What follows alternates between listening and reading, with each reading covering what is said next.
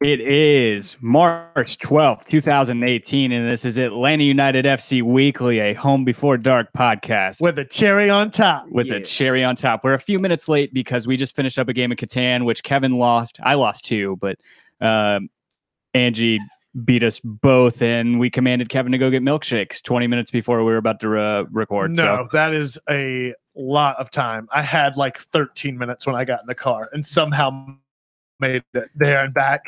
That is talent. Yeah, anyway, Tokyo drifted the whole way there, dude. I am Tim Herb, and as always, I'm joined by my lovely co-host, Mr. Kevin Bradley. Yes. And we are without Dan James. Thank God. He may be calling in later, I'm not sure, but we're joined live in studio by our buddy from Terminus Legion, hey, Robert everybody. Swick. Thanks for coming over, man. Yeah, no problem. Thanks for allowing me to come by and crash the party. I'd say you had big shoes to fill, but it's just Dan. It's just Dan. Yeah. Anyway, Dean, we're already in the live chat and people are complaining. Dean's saying that the screen looks different. It looks fine to me. I don't. What do you mean? Hey, what's up, Diefenbach? Good Lord. Anyway, thank you guys for tuning in, joining us on YouTube. You guys found us for the first time. If you guys are tuning in, make sure you hit the subscribe button, hit the little bell icon. YouTube did some fun little tinkering about a year ago that made notifications a hassle. So make sure you do that. And if you guys are listening to us on iTunes, make sure that you guys hit the subscribe button, leave us a rating and or a review. We will read it aloud later on the show. I'm tongue-tied for some reason. Well, we just finished a recording for an hour and a half. Yeah, that's true too. Just ramped it right into another one. So. Oh, we're being told it's a smaller screen. So oh yeah, see it like cropping it in right there. See, like yeah, that is interesting. Fill? That's weird. That is very weird. Anyway, sorry guys. I could toy with it real quick if you want me to. No, just keep playing. We'll just run the show. Don't worry about it. No, I'd have to mess with the camera for a minute, but oh no, don't worry about it. They can see us. Hey, just listen to it on the recording, and then you don't have to worry about the screen size. Yeah, there you go. Yeah. So, huge, smaller screens make the content look big. Small potatoes make the steak look big. Is that what you're trying to say? So today is a joyous day. Mm-hmm. We broke a slump. We got the monkey off our back. We got the curse off our back. We can hopefully finally put the whole raccoon witch thing to bed. I hope so. Yeah. That was, if we didn't win this game, I don't know what was going to happen. Dan was going to have a breakdown. Yeah. To start. I think Jay Riddle may have actually started animal sacrifices if we did not win. Yeah. Yeah. I mean, have you seen his pizza order? There's already enough sacrifices happening. That's rude. No, it's just a meat lover's pizza, man. Yeah. So yeah, we won. But dude, every week we go through the same thing. You skip over all the news that happened the week leading up to the game. Most importantly, Atlanta United announced a partnership with Dunkin' Donuts during game day. Yep. At Metro Atlanta Dunkin' Donuts, it's $1 for iced coffees. It's as if they read our minds and our hearts. I couldn't be happier. You know, the problem with that, though, is I guess it's just because I'm an OTPer, and I go to my Dunkin' Donuts yesterday. He's like, Atlanta United, what? Oh, the soccer team. Yeah, I don't know. We don't do that. See, this would have been better if they had announced this whenever we were still in Bobby Dodd, because they had the BP with the Dunkin' Donuts in it, which would have been great. Oh, that would have been terrible after the game or before the game. That Dunkin' Donuts would have been absolutely a madhouse. That was like the only place to go to the bathroom outside of the varsity whenever we were at Bobby Dodd. So it was kind of a madhouse. They did have the Porta-Johns, but they were kind of tucked away in the corner. Yeah, I didn't even know those existed. I just found a corner somewhere. Oh, yeah, behind the varsity. Yeah, way in the back. Yeah. That was that the faction tailgate in the back between left? Faction and Footy Mob, yeah. Yeah, I do remember that now. And they were always... And then there was the dumpsters. I mean, that was plan B. Ooh, there's a good debate going on in live chat. Krispy Kreme versus Dunkin' Donuts. Thoughts? I don't think Krispy Kreme is even close. I've never had Krispy Kreme's coffee. No, and that's all I'm talking about. Yeah. I got to say, Octane for the win. Oh, dude, of course. Dude, Octane's light roast is so good, man. Of course. But you're not going to be able to spend $2 for a nice coffee at Octane. Yeah, that's fair. You guys ever had their White Lightning? No, I don't think I've ever stepped foot in an Octane, but I had a buddy give me a giant bag of ground, like their light roast, and we drank that for like a month. It was so good. So their White Lightning, You get that and you make an espresso or a latte or something out of it. Yeah. I was sitting at my desk. I had it probably 8 o'clock or so in the morning. Still 11:30. I'm sitting there doing this. Good Lord. That's the good stuff, man. I remember one time at work, we ordered Death Wish coffee, I think is what it's called. Okay. It's 600 milligrams of caffeine per 8 ounces if you brew it to the right specifications. No, I'm good. And it still didn't cause as much of an issue as whenever somebody snuck in Folgers into the office. Because Folgers isn't just caffeine. I'm pretty sure there's meth in Folgers. If you've ever drank Folgers, and you just feel, oh, I'm going to come out of my skin. Yeah, like absolutely. it's fucking terrible. It's great, but it's also terrible. Yeah. But I feel like when somebody does that, that's when they put decaf in there for like 3 weeks. Then all of a sudden you come back and you put Folgers or whatever else in there. That'd be a great office buildup for April Fools. Mm-hmm. Just taper the amount of regular coffee with decaf down over the course of a month, and then those last couple of days it's like decaf, but then just you hit them, hammer it right there. April Fools with full straight coffee. Everyone in the office is freaking the fuck out. That's just like The Office. Whenever he was putting those nickels into Dwight's phone, whenever Jim was putting nickels into Dwight's phone, and then pulled them out and then whack, hit himself in the face with those. Oh God! Hopefully nobody from The Office is watching or listening to this, because I think I'm gonna do that. It's great. All right. So yeah, they announced that, and then we actually have the game. We did not get to make it out to tailgate.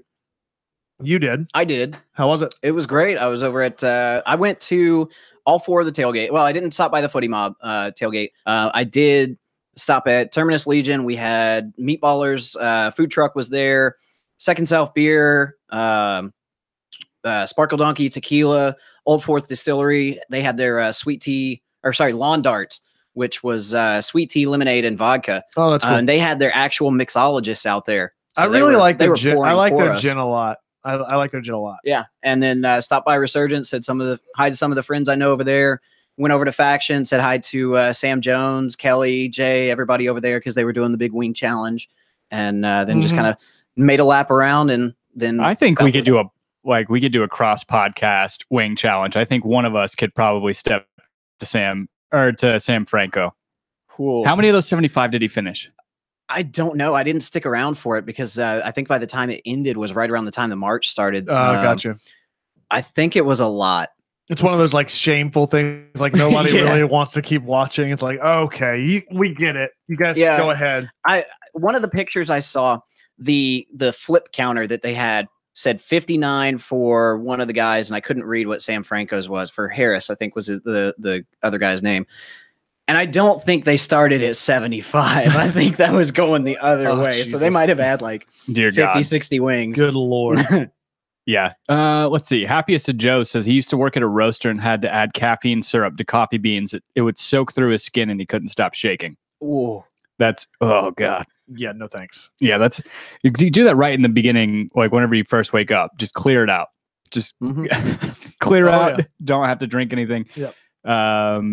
And then I'm not gonna be able to sing that, but Octavio Minguro, this is the first time I've seen him in the live chat saying the best part of waking up is Atlanta United. But I can't do that. I can't. I'm not gonna blow somebody's ears out with off tune or off key singing. This Saturday, we're gonna be joining you guys in the in the Gulch, recording for the first time live this season against Vancouver. Yeah, we'll be out. Have we set a time yet?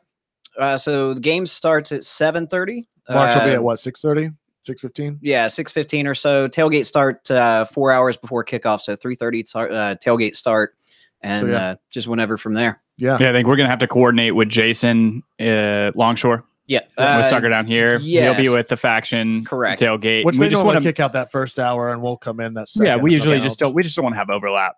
I mean, everybody in this community loves each other, and the podcast realm. We don't want to step on each other's toes. We love each other, and we tolerate Jay.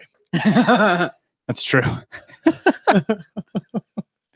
Do we want to start with the DC game, or you want to go around the league real quick with some of the stuff that we're saying? Oh, no, let's go around the league. Yeah. Oh, we got some. That was just a great Saturday, wasn't it? Yeah, no kidding. Before we go around the league, let's go ahead and do a quick update. I didn't tweet it out earlier today, but I will.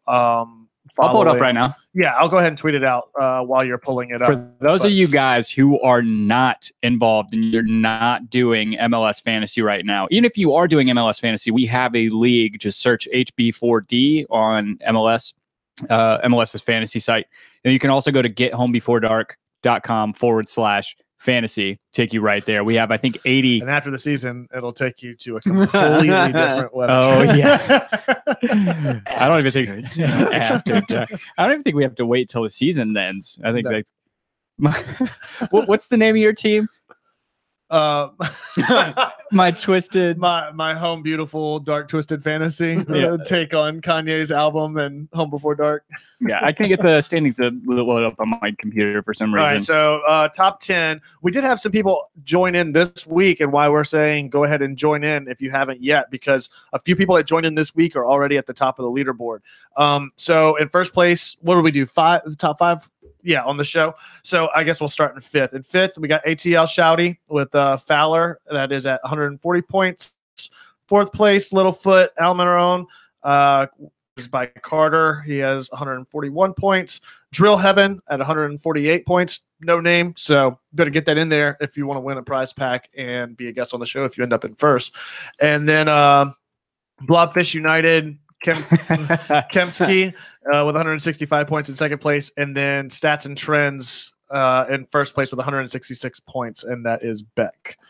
So you can also, if you tag, switch your last name in the MLS to your Twitter handle or where we can tag you at online, we'll make sure to do that too. And then also we have the score predictions, which we're keeping track of. If you guys go to gethomebeforedark.com/predictions, go ahead and put in it's already ready. There's already a slot for Atlanta versus Vancouver. We had 3 people get the score exactly right last week. Jay Riddle being one of them. Wade Roberts and then Graham Brasic. You get 3 points if you get the prediction completely right. That's outcome and score.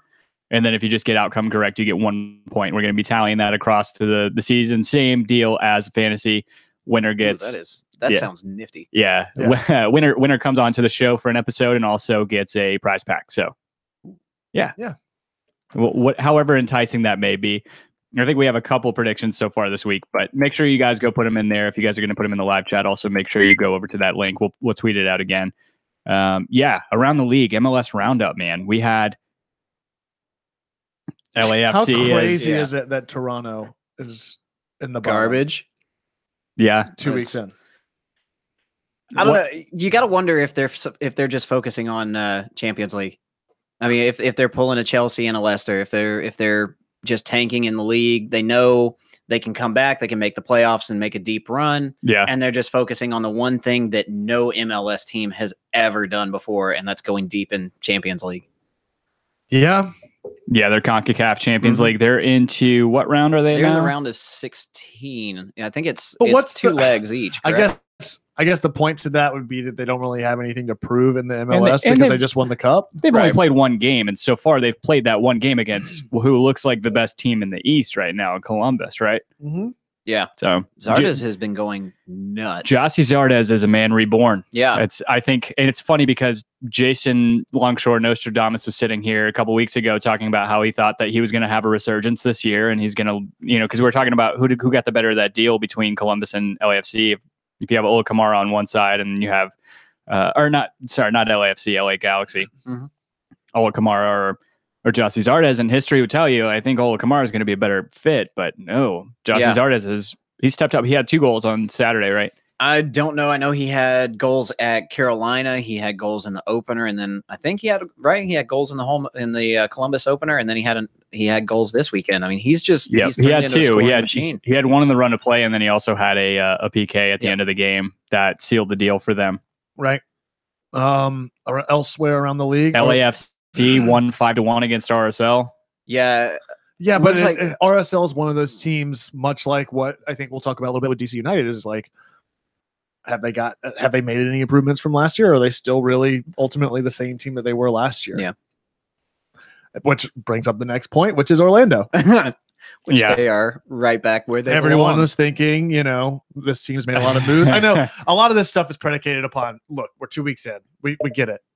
We're not doling out trophies the second weekend, but That said, Orlando, with the talent that they have, I would have thought to have at least played a better game against DC United. I know they were a man down. They came back, scored late. That's really, I feel like that points really poorly at DC more than it points poorly at Disney.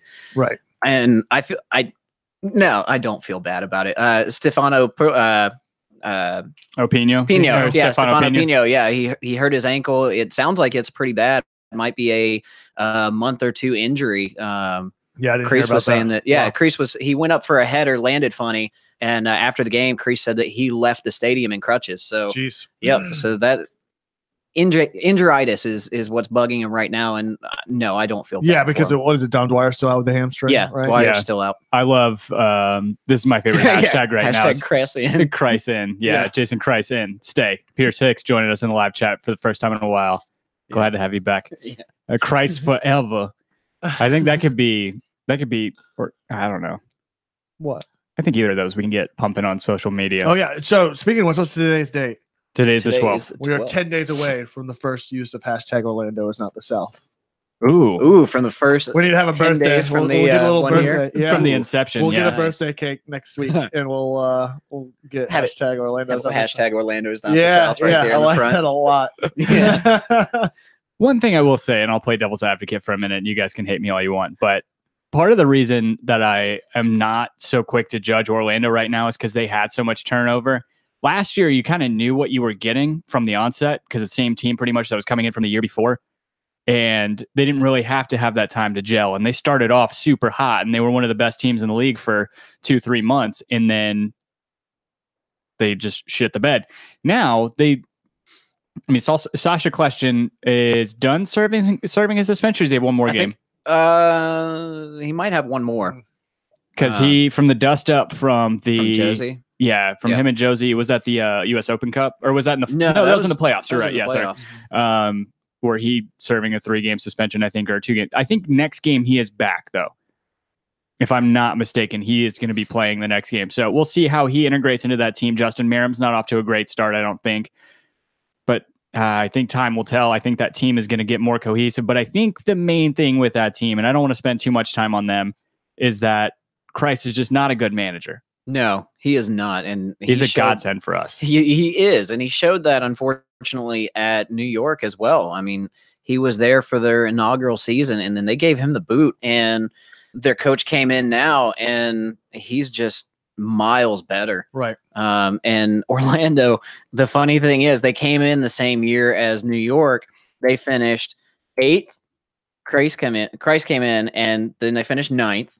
He stays there, and they finished 10th last year. Yeah. And they're 2 games in with 1 point right now. And with great talent. I mean, that's the point, it's so, a lot of craziness around the league, though, in general. I mean, did Seattle had a bye this past week. Never mind.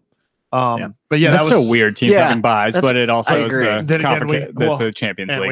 We also have ours next week. So. Right. Yeah.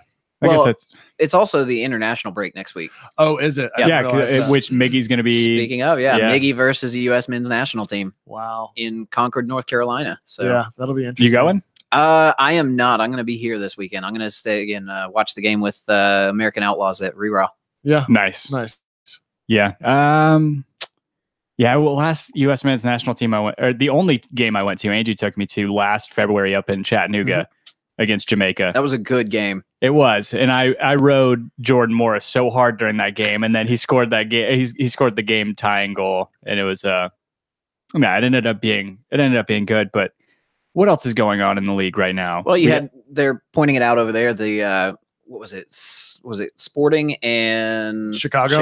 Yeah, they were tied in like the 75th. 5 goal or something like 5 goals in 15 minutes. Yeah, I was like, oh, it's 2-2. This is I don't need to even turn this on. It's 75th minute. Yeah. Maybe somebody scores a late goal, and then I see the final. I'm just like, what the hell is going on? Yeah.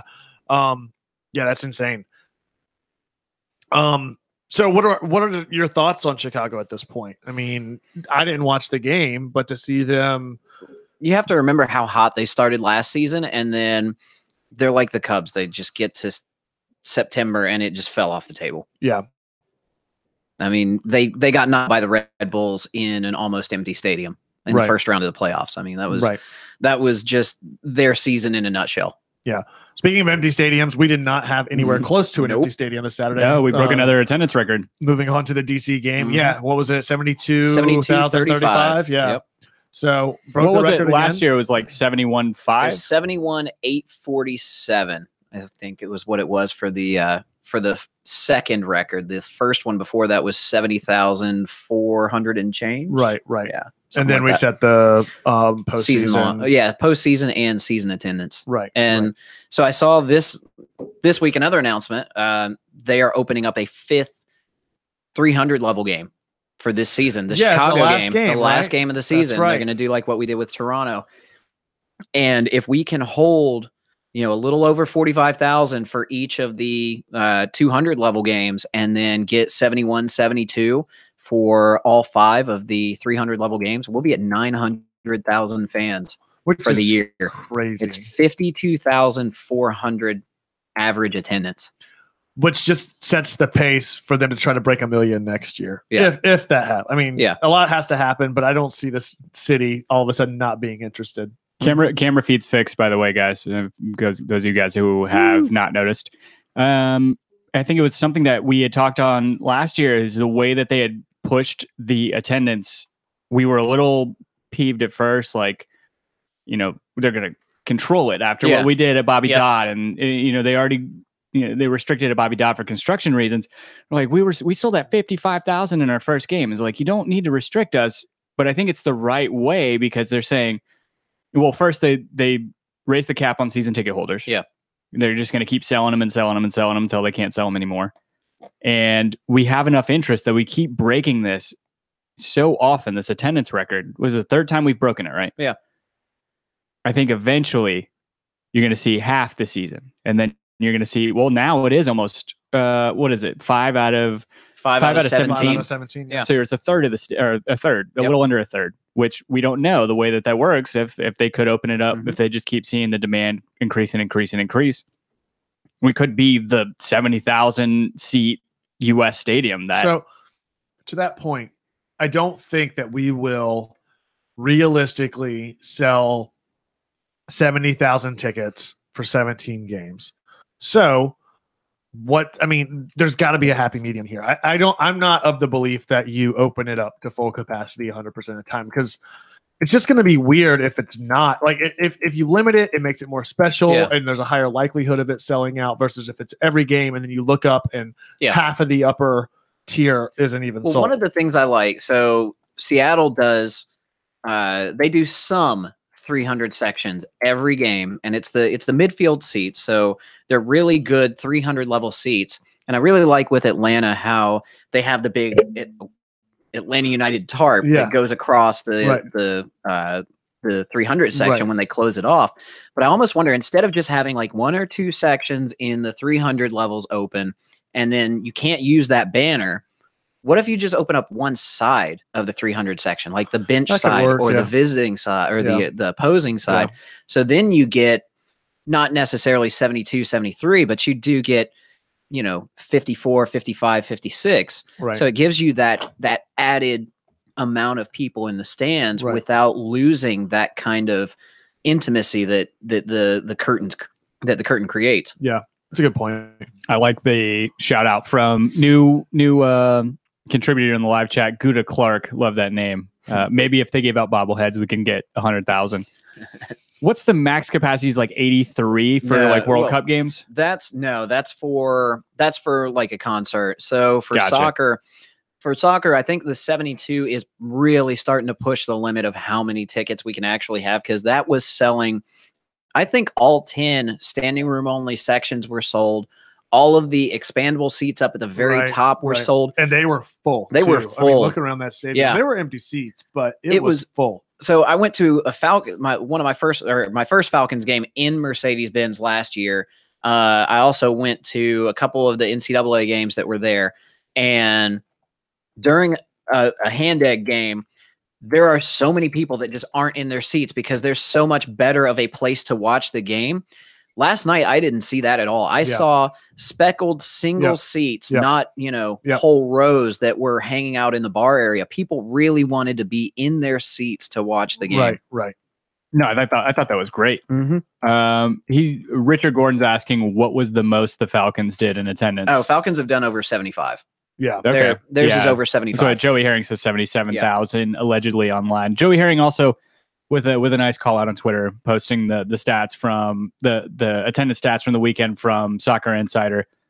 He's saying Orlando City fans can say we bought into the league and that we're a trash club, but you can't put 42,000 fans every week, or you can't buy 42,000 fans every week, especially when our lowest attendance record is near double their highest. Yeah. That's just something to think about. Yeah. And it's something we were talking about it yesterday at the game.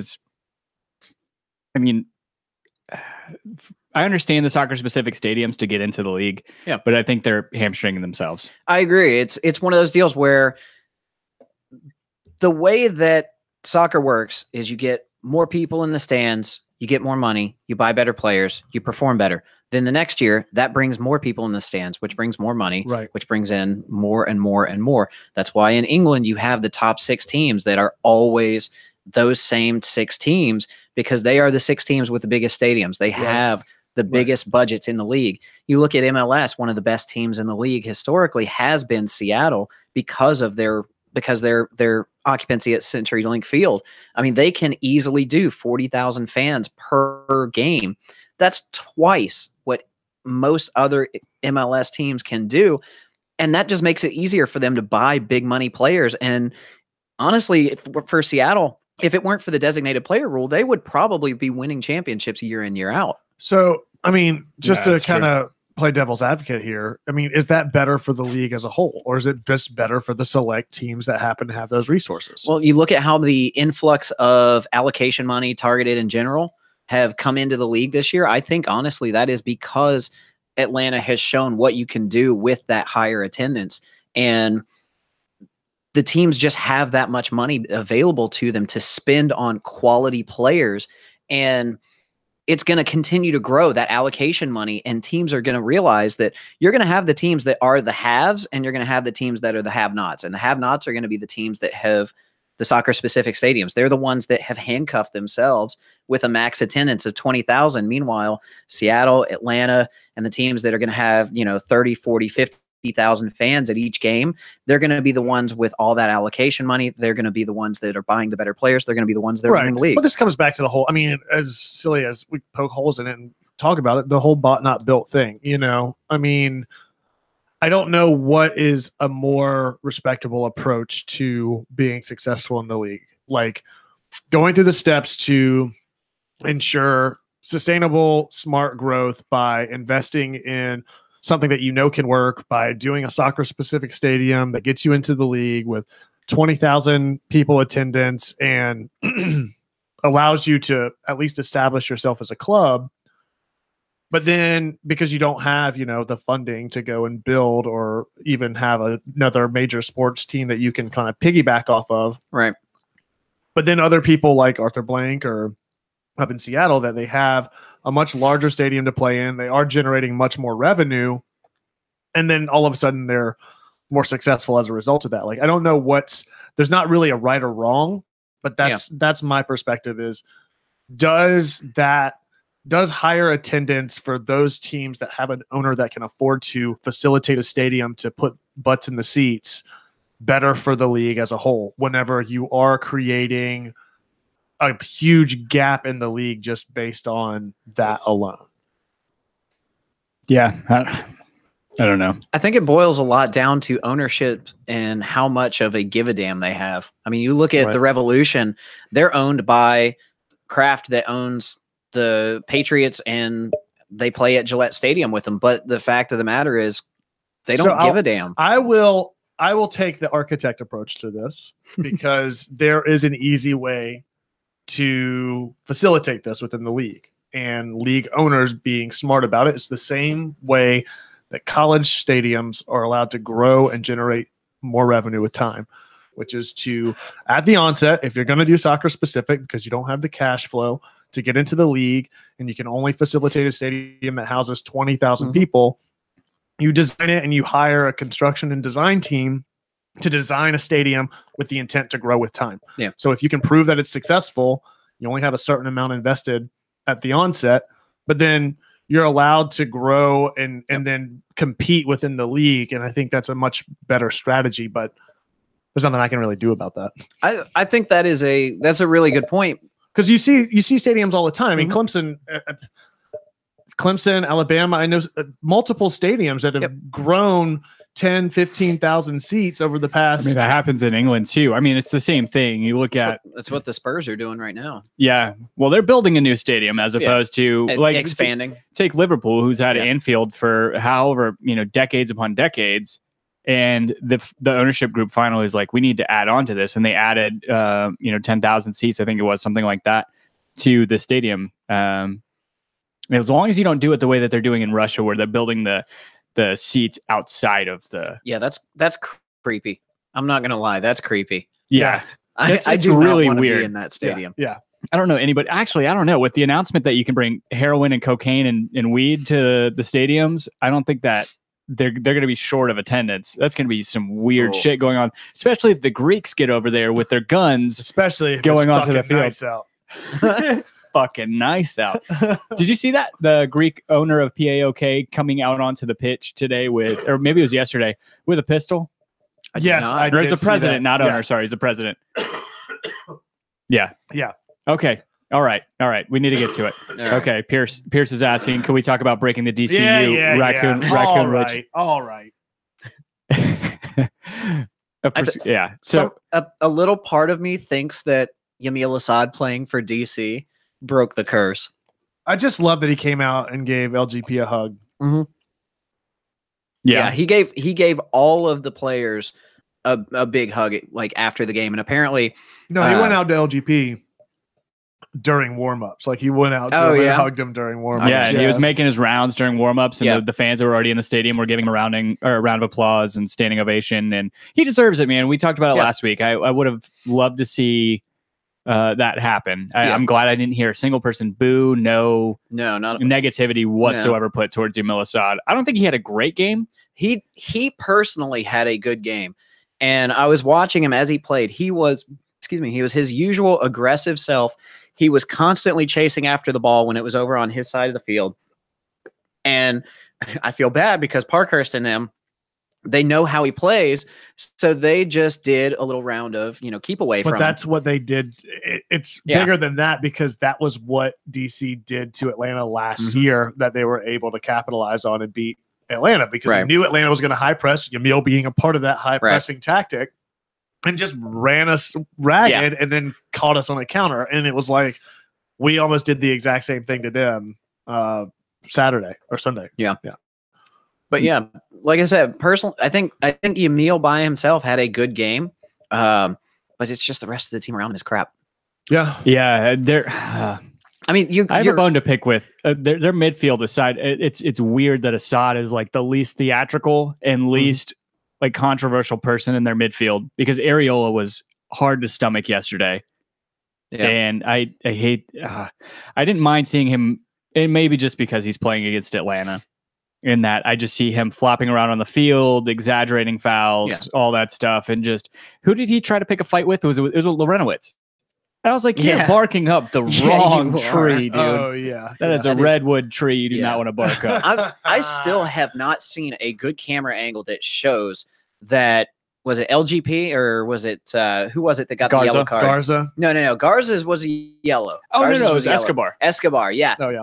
I have not seen anything more than Escobar stomped on the grass. He didn't. I didn't see him make contact with the player's foot.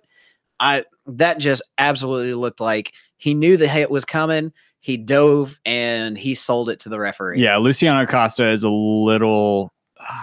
It was Escobar embellishing. No, that was far from embellishing. And honestly, it sucks because from what I understand the rules, you can't go back and have a yellow card reviewed by the league. Well, it can only be a red card. Right. So here's the thing, and I'd be curious to see if this would be effective or not. So if it was considered simulation, could that be classified as the wrong person to get the yellow card. Oh yeah, that's interesting. I don't know, man. I don't think it would, but it's an interesting way to look at it. These disciplinary rules are so weird, especially with VAR. And we learned yesterday, I think it wasn't just us. There were a lot of fans that had they were just confused about the Garza decision over VAR, how Luciano Costas didn't end up becoming a VAR situation, how the handball didn't end up becoming a VAR situation. But yeah, I mean, retroactively, if they could go back and look at Acosta's dive, at least in England, they would ban him for a game usually for simulation like that, and rescind the card that was given to the other player. But I guess that's not going to happen, and it sucks. There's no knowing whether the VAR did not, key in the referee's ear. It may have been that the referee just said, "No, I made my call." Yeah, Robert Sabiga is terrible. Yeah, he's honestly probably the worst referee that we have to deal with. Villarreal. You think? Yeah. Oh God, that knee-high raking of Tito's legs that barely gets a yellow. Yeah. I mean, the ball's over here, like 10 yards to the left. He's not even looking at it. Right. All he wants to do is just foul Tito on the leg with his cleats up. Well, and it's just a yellow card. What was it this week? I mean, LGP takes the step in the midfield. I forget who was that came in on him, completely missed the ball. Or no, he didn't slide on him. He just completely limited his field of play. Like, he cuts the ball around him and he just stops straight in front of him, and LGP runs right into his back and piggybacks on him, essentially. Yeah. I don't remember who that was. Octavio has a question, and one of the 4 criteria is mistaken identity. Yeah. What does that exactly mean? To my understanding is... So that means if I give you a yellow card, but Kevin did the foul, that's mistaken identity. Yeah. Oh, I could have used that in high school whenever my buddy Ben was calling the ref a shithead, and I got the yellow card for it. Super great. Super great. Yeah, that's fantastic. Way to take one for the team, Kevin. Yeah, no kidding. So the other instance was the Garza foul. Yeah. In which, in reviewing, it's still controversial. I see a lot of people saying it wasn't a foul. Yeah, Taylor Twellman apparently on the broadcast saying that it should have been a red. I immediately, I looked at Kendrick Brock went to the game with me yesterday. I looked at him. I was like, I'm pretty sure that's a red. Yeah. Like, I saw his leg come up. His leg is completely straight. And I was like, fuck. Yeah, it was worrisome because I think part of what they were looking at was making sure, that it was not contact inside the box. But also, I think the VAR ref did key him in and be like, "Hey, take a look at it, see if you think this is a red card." Because he did, although he did make contact with the ball with the tackle, his left leg, like you said, it was up, studs up high on his leg, on his inner thigh, and it could have been considered a red, but they erred on the side of reckless play, not endangering the other player. Right. And that's why it got the yellow and not the red. I think that was the confusion. Most people, I think, were fine with it going to VAR, but it's I think everybody that I saw that was confused about it was of the mindset last year whenever it got introduced that it's either red card or nothing once that happens, that you can't go and can't go and caution a guy after the fact. So that's my favorite part. Joey Herring points out is Areola slammed the pitch acting like he broke his leg, and then he got up 5 seconds later and he was running all over the place. And it was Areola, I think, that Kevin Brown was saying jammed up LGP. Garza was let's go positives. We got away from that last week because everything was so negative. But last year, our format, positives and negatives. Let's start with positives. Standing out for Emil Assad. The atmosphere was incredible yesterday.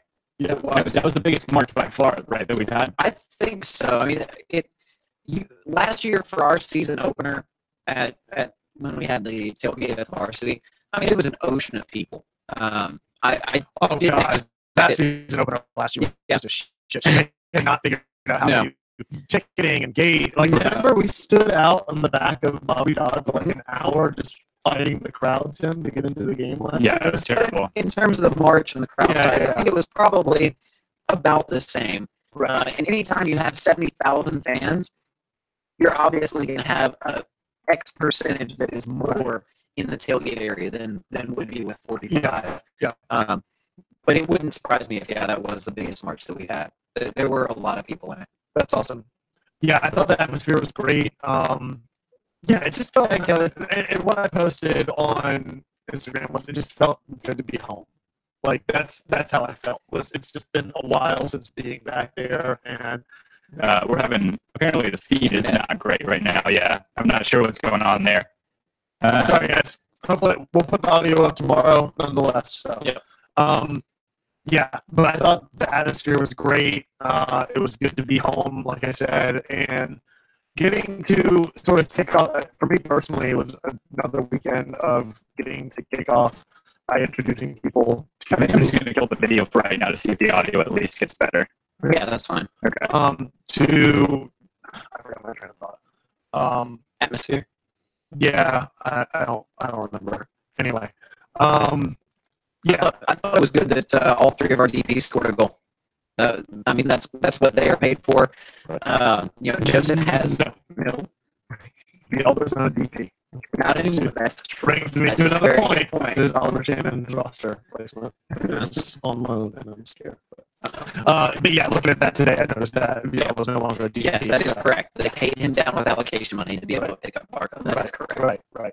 But no, that brings me to another point that we had on the list, which was that we did see the lineup change get announced, and the formation in particular that nobody really saw coming through all the discussions. If you look at the formation that Atlanta United ran that last, they ran a 4-3-3 when they were on the defensive side of the ball, and when we were on the offensive side of the ball, we switched to a 3-4-3. Mm-hmm. So being DC and how little possession they were expected to have in the game, I think Tata made that shift saying, we're going to have 60-70% possession. Why even bother with the shift in formation when we have the ball? Let's just play 3-5-2 and just go from there.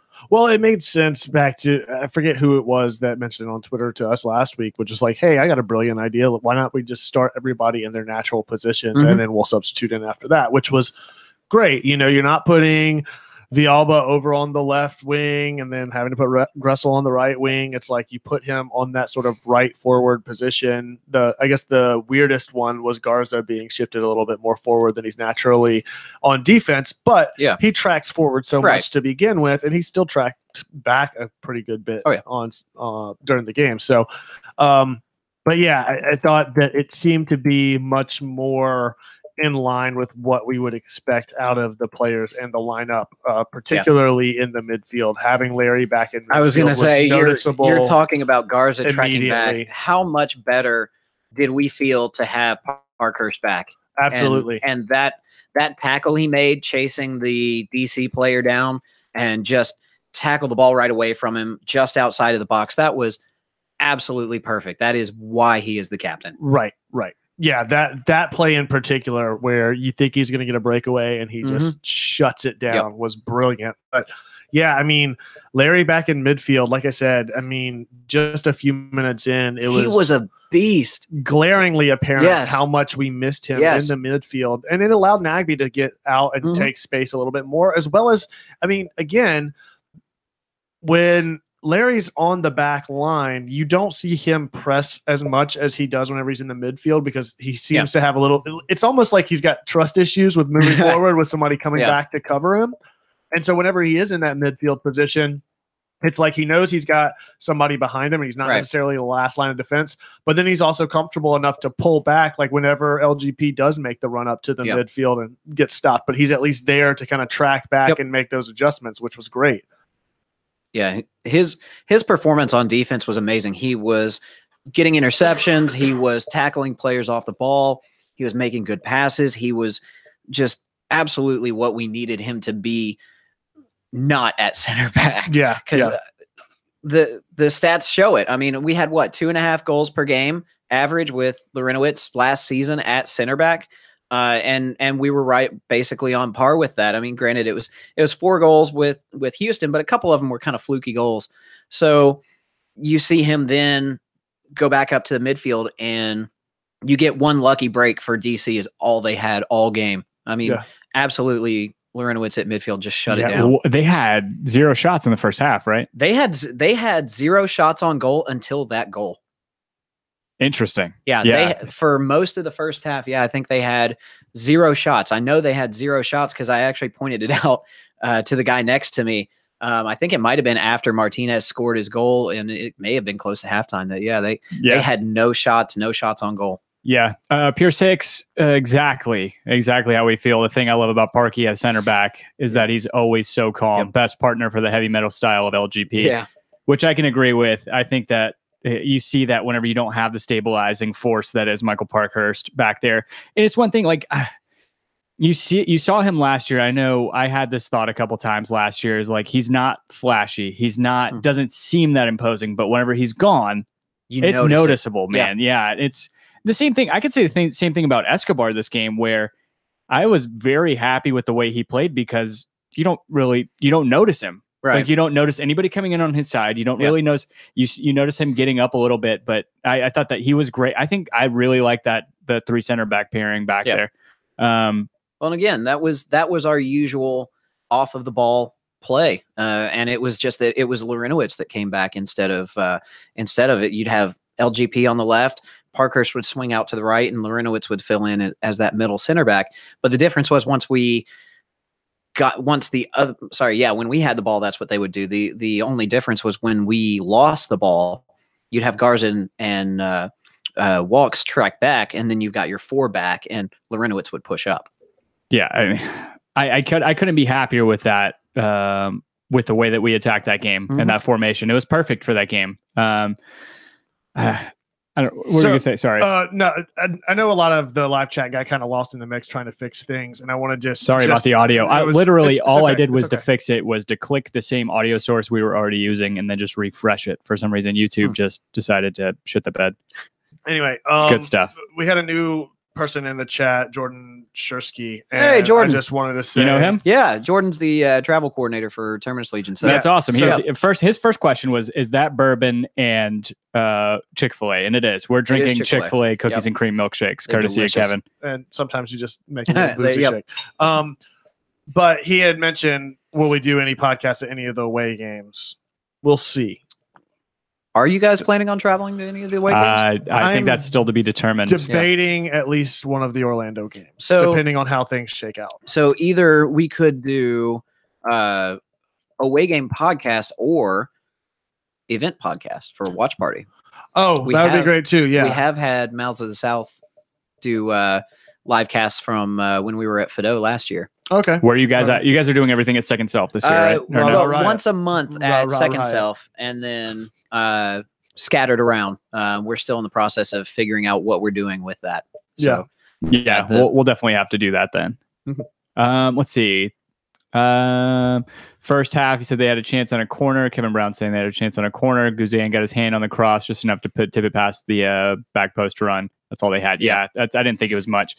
Question in here is does anybody think Escobar is better than Waltz? Elliot, as much as it hurts me to say so, 2 weeks in, if he's not now, by the end of the season, I fully expect him to be, and there will be no debate. Yeah, he's a better fit.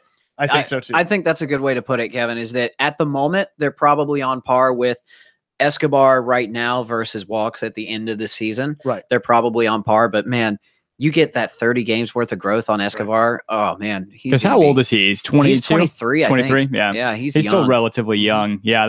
And it's good. That's the right age to bring them in to MLS, because they're not going to grow exponentially to the point where you're really going to have to sell them. Right. I don't think he's going to outgrow his wages that much where we can't pay it down with allocation money. And I think that it's a player on this team that I would like to see for a while, because it seems like fullbacks are kind of hard to come across in MLS. You see so many makeshift midfielders being pulled back, a la Graham Zusi, to play right back. And it's just not all that common. Fuck Zusi. He's screwed my fantasy team. Who screwed my fantasy team was whoever Vancouver's coach is deciding not to play Christian Teixeira, one of their best players, who's also my captain. Like Dempsey did to me last week. That was great. Romario Williams, what do you think about him getting on the pitch? I love seeing him on the pitch. I want to see him on the pitch more. Me too. I'm so intrigued about what he did in USL, and he can muscle guys too. I don't know if you guys saw him over on the sidelines, but man, he is a bull in a china shop when he wants that ball. He just goes for it, and man, he knocked a guy just flat sideways. Yeah, I love it, man, because you see the ball come to him, and he's not, if he's waiting for it, He's also positioning himself just to throw his ass. Yeah. I don't know Hip how check. else to describe Full-on it. hip Yeah, check. full on hip check to just, exactly. Kevin Brown, Romario had great hold up play. He is a true number 9 that we don't have on this team. He is what we wanted Kenwin Jones to do, and stamina. Right. Yes. That is absolutely it. You see, I thought that he had good touch on the ball. He was only in for all of 8 minutes. He had good touch on the ball. And to be the counterpart to that, Carlton was in for 8 seconds. Yeah, that was great. I think I tweeted out yesterday, but Tata owes the entire fandom of Atlanta United some cold shower tokens from their nearest, Everyone is so edged. from their nearest truck stop. Everyone is so edged. That's going to be a lot of cold shower tokens. You ever walk into a Pilot and they're like, shower 6 is ready. Oh, I just came in for like sunflower seeds, but this sounds nice. My hands do feel kind of gross. I guess I could go take a quick shower. I was watching a show the other day that was like, he ate fried chicken and he's like, I need a shower after this. He's like, it's just coming out of my pores. Speaking of that, fried chicken, learned something through Ugly Delicious. Those of you who went to Nashville and ate hot chicken with us, apparently the bread that the Nashville hot chicken is placed on is intended to be used a la naan or injera to grip the hot chicken from the bone to eat so that you don't get the sauce on your fingers, as well as to tame the heat a little bit. Yeah. Game changer. Interesting. Yep. I don't do the hot chicken. No. You damn fool. No. You are a fool. No. I'm a smart man. No. It's so worth it. Carlton, that sucked so bad. Whenever Maddox put that ball in and Carlton just had to go throw his penny on, I was like, fuck, we're not going to see him at all. It's like that game was perfect for him to just attack. If nothing else, to hold up play, but get some attack going with the other guys in the front of the formation. Because he has some real ball handling skills. I'm fully impressed with his ability, and because he came in as a like for like sub with Tito, correct? Carlton? Yeah. He came in for Almiron. He came in for Almiron. Yeah, okay. yeah. That's right. It was Kratz that came in for Villalba, right? Mm-hmm. Yeah, that's right.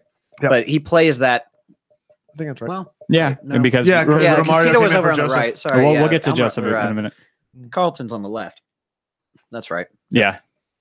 And he's the only 1-to-1 substitution we have for Almiron if Barco's on the field. Yeah. Let's see. Saw Joseph kick the goal post, got sad. Yeah. Joseph kick the ball into the goal, got happy. That's my microcosm of Joseph Martinez. Yeah. So cool story about Joseph Martinez's goal. So where I was sitting in the stadium, I was in 101. Second row over on the left-hand side of section 101. And one of the new social media people for Atlanta United was actually right down there. They had a camera over there, and it was cool because she actually got to experience her first Atlanta United goal there in the front of 101. And it was a cool tweet that Atlanta United had this morning that they showed that a little like 30-second clip or so of her.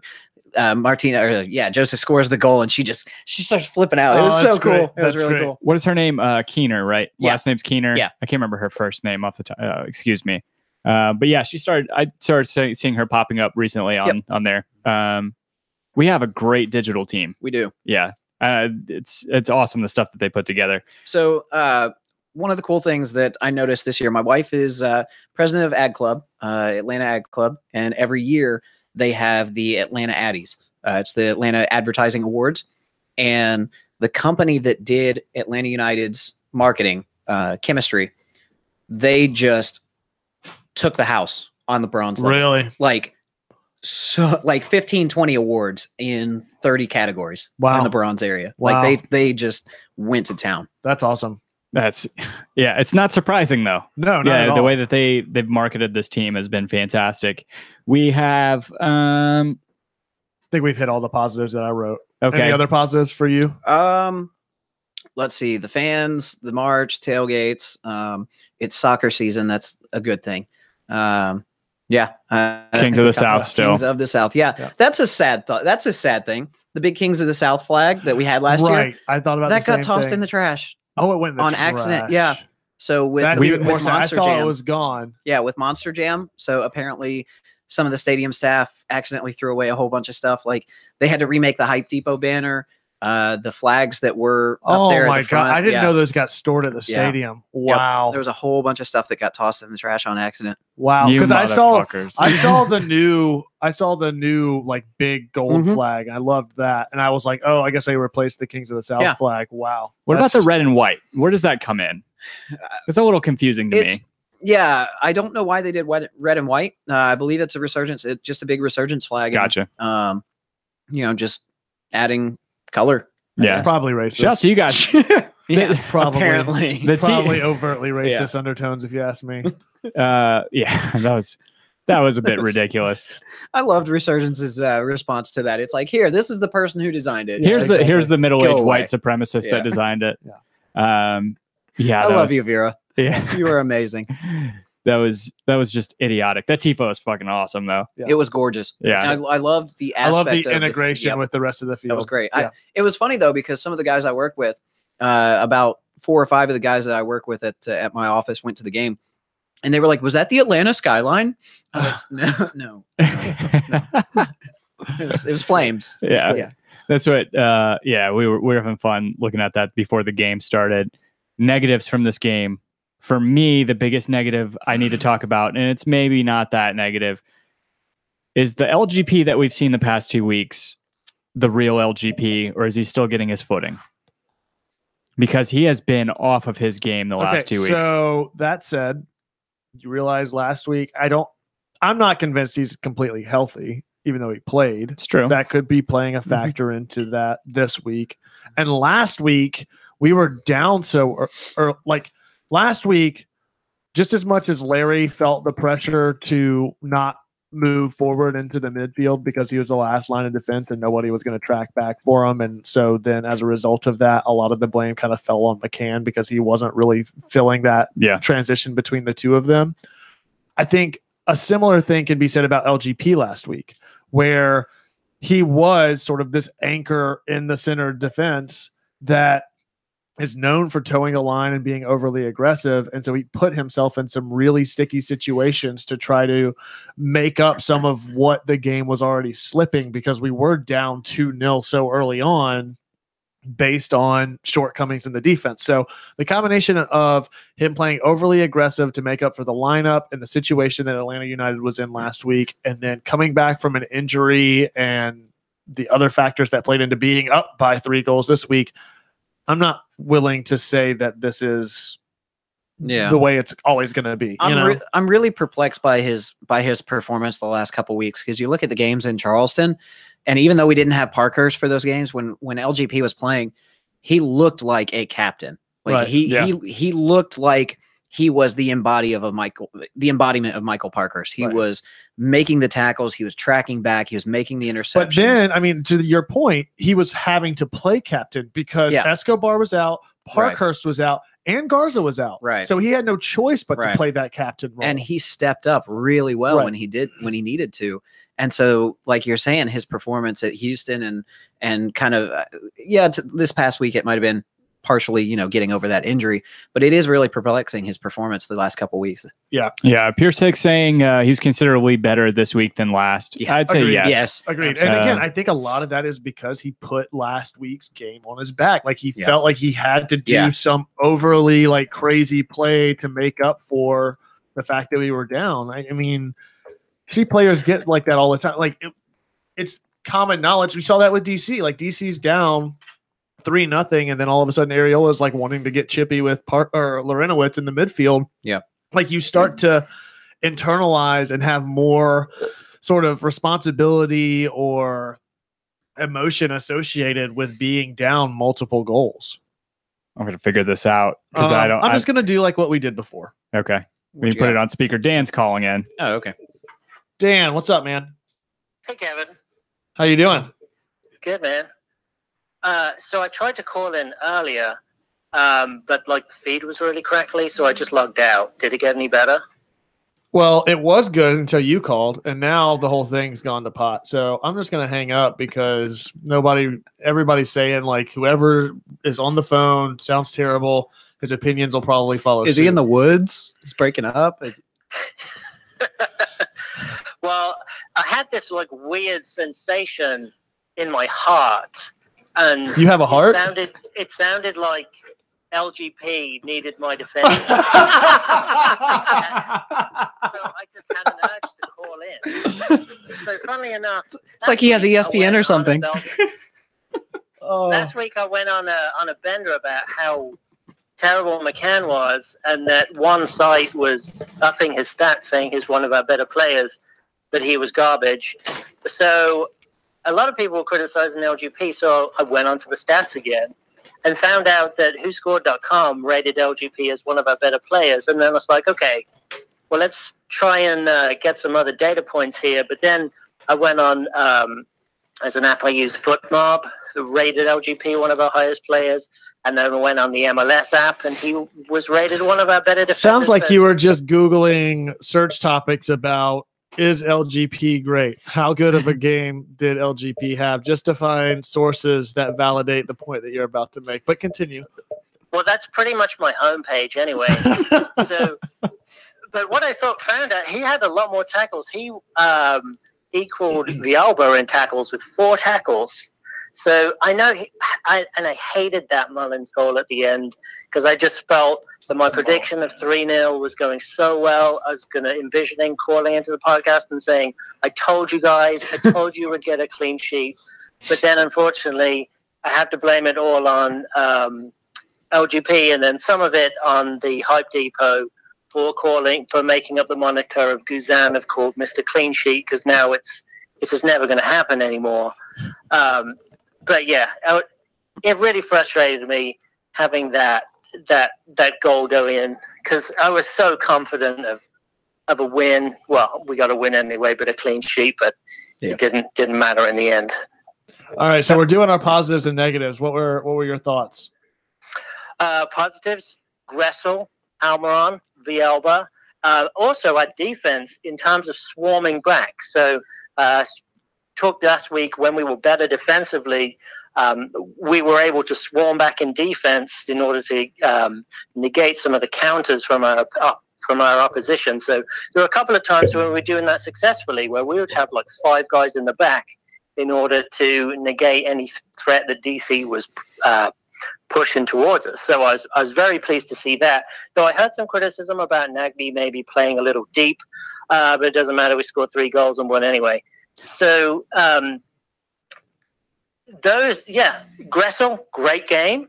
I thought the different formation that we had started with, which I don't think we've started with before, went really, really well. But I'm interested to see what we'll do in the upcoming weeks, whether we'll stick with that formation, but then maybe when Barco comes in, maybe we'll revert back to the 4-2-3-1.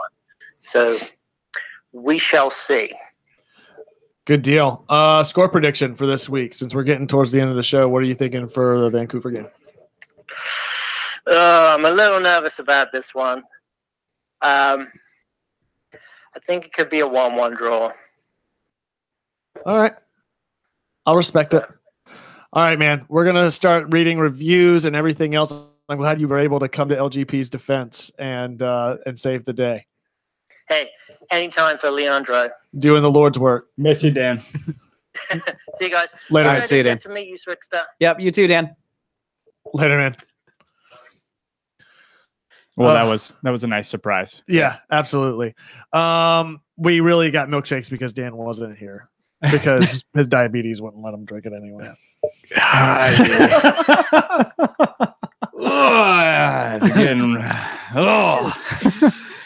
Quick question. Pierce Hicks asking, I know he hasn't made the 18 yet, but can Goslin, Andrew Wheeler, or Shannon win the battle for backup to Nagby over Kratz?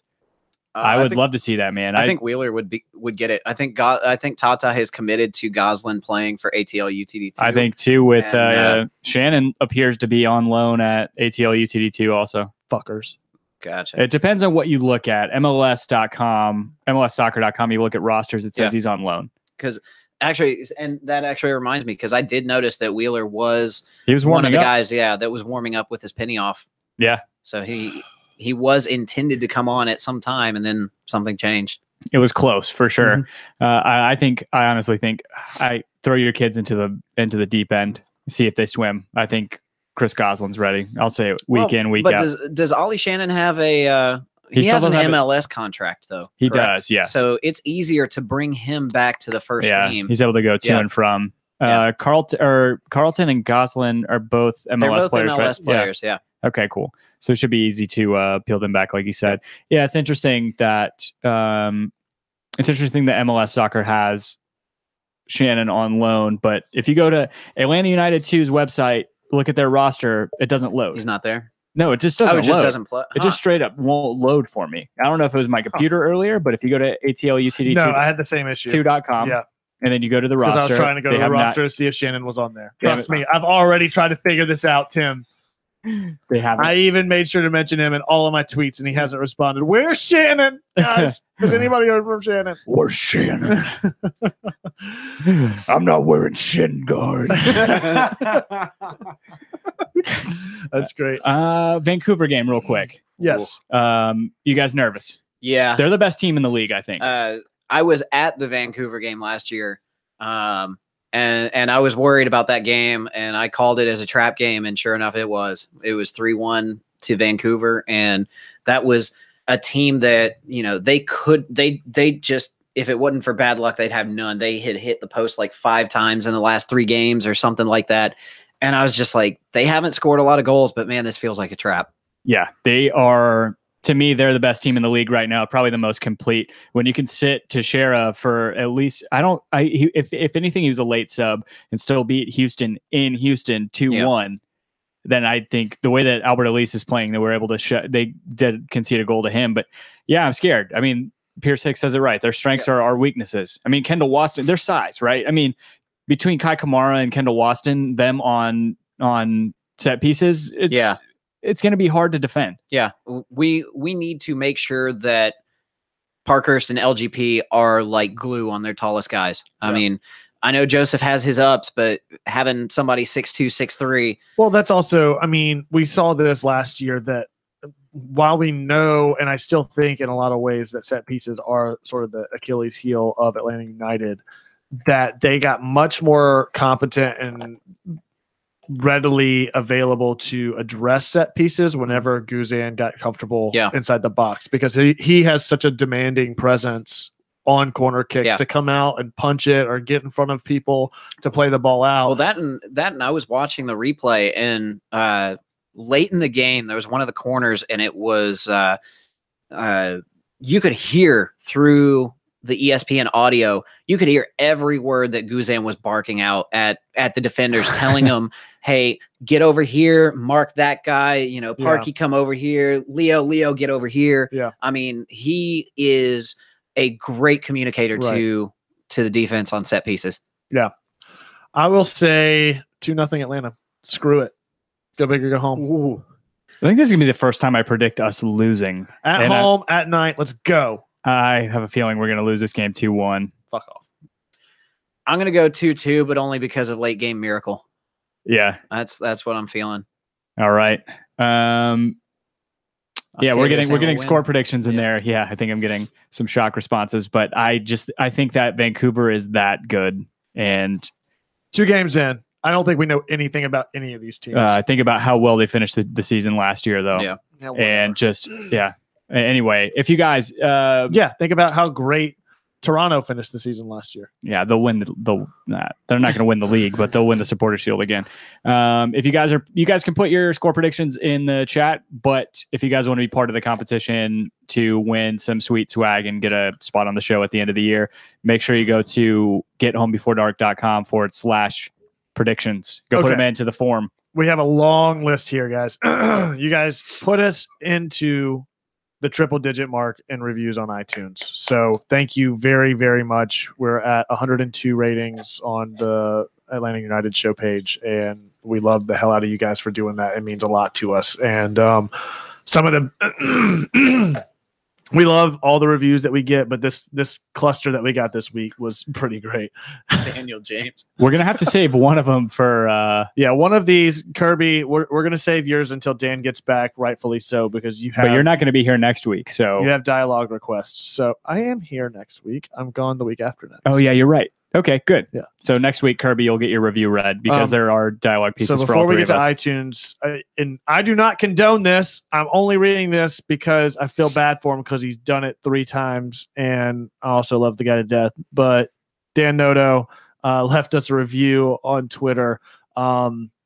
Says, guys, even though last week's result was especially bad, this week was the best episode or the best podcast episode ever. Keep up the great work. Also, I use Pocket Cast, so I have no way to get officially review. So let this be it. Great job. Soccer ball, beer steins, bourbon, martini, soccer ball, #Unite and Colin. And then we got this one. This is the one by Be Nice to Me Too. 5 stars. After you wade through the hundreds of bad or just okay Atlanta United podcasts, hopefully you land here. We're not condoning his or her comment on that. We love the other Atlanta United podcasts. Listening to these guys is like talking with my own friends. They are thumbs up, whatever this A-OK, Disco Butthole. Man. Thumbs up buttholes. Disco Man, fire. Next one by Go Lions Go. 5 stars. Fantastic podcast. If you love America and ... because iTunes clips it. I don't know what the rest of that is. I hope it doesn't say if you love America and Orlando City, considering a tag like Go Lions Go. Yeah. But nonetheless, 5 stars. Well done. Great listen, great banner. And they even throw in an English guy for free. Not anymore. We're holding him hostage. We need more reviews. Keep up the great work, JP. P.S. I was the original co-creator of WrestleMania way back when. Whoa. Nice. Way back when in 17. But since I don't do the tweets, ATL Greg announced our genius creation to the world. What you gonna do when WrestleMania runs wild on you? WrestleMania. Oh no, that's the exclamation point. Sorry, WrestleMania now belongs to the people for the people. This one, are we the train or boat now? 5 stars from Bro Leary. Awesome podcast, guys. Almost seems like an H-Dad. May want to consider switching platforms. Anyways, love the vibes you put out. It's like talking football at a pub as opposed to a plain news and discussion format. Keep up the great work. Squirt. Peach juice. That's peach juice. Peach juice, finger gun, corn, finger gun, bourbon, finger gun, baby. Oh, I think that's like a cause and effect review. All right, Tim, we're gonna split this last one up because it is. This one hit me in the feels the other day while I was driving. Yeah, we talked about this one a good bit. So, Jack ATL, last review for this week with Goldilocks, 5 stars. I've been an avid listener through the first United season till now, and I've always enjoyed the content and insights the HBD team present to us without fail.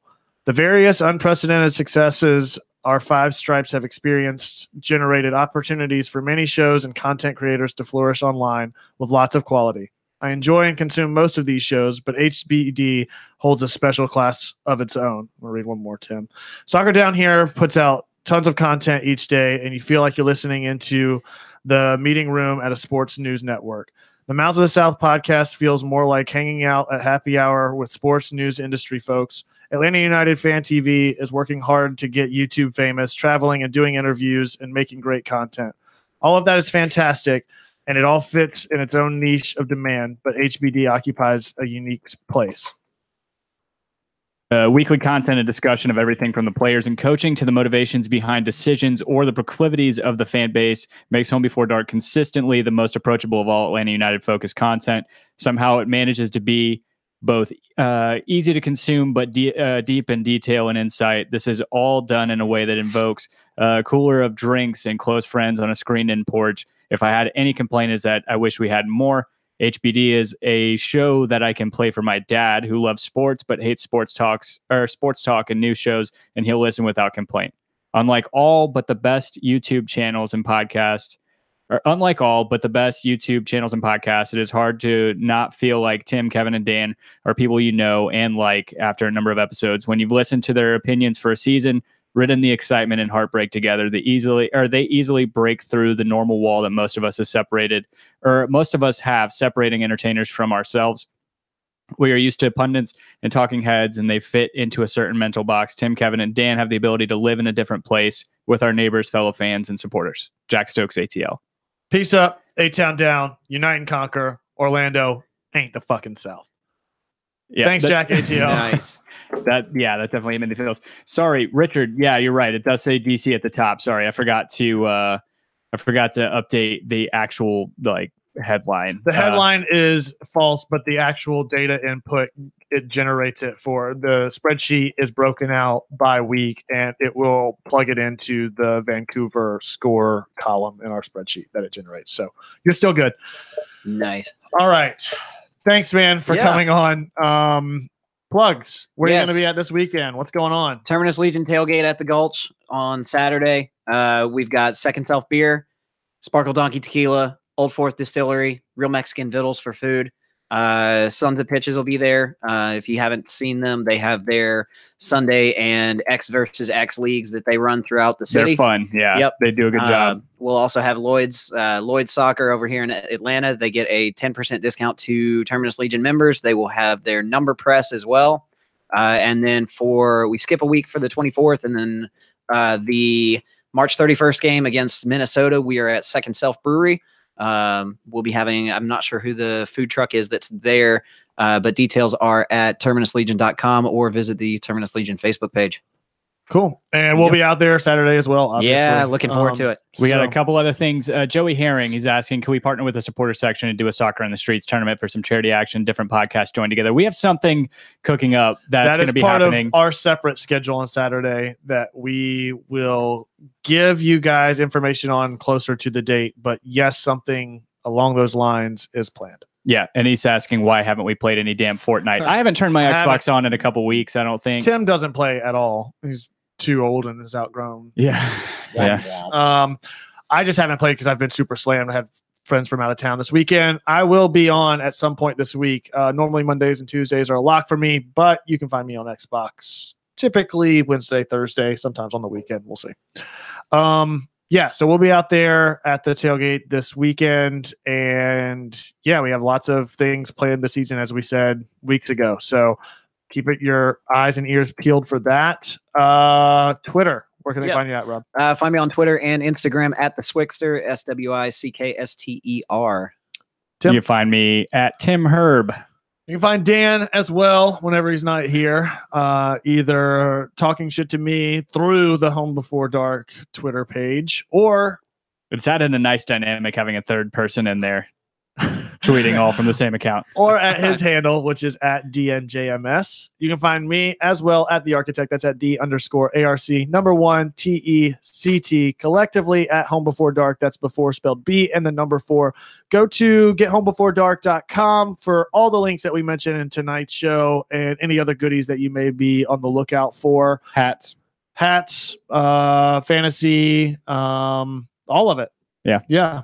Go check it out. I need to get me one of those plastic hats. Yeah, we I think you guys might want to. Tim and I are going to talk a little bit more, but there are talks of making them limited so that we can roll out new lineups throughout the season, so that it's not just getting stale and stagnant. So that's kind of what we've been thinking. So, thanks for checking us out, guys. Leave your rating or review on iTunes if you want to hear it read aloud on the show. Apple Podcasts is the same thing, by the way. Yeah, it's the same thing. It all aggregates to the same place. I'll be here next week. It's the week after that I'm out. But yeah, thanks for checking us out. We'll see you next week. As always, be home before dark. Yep.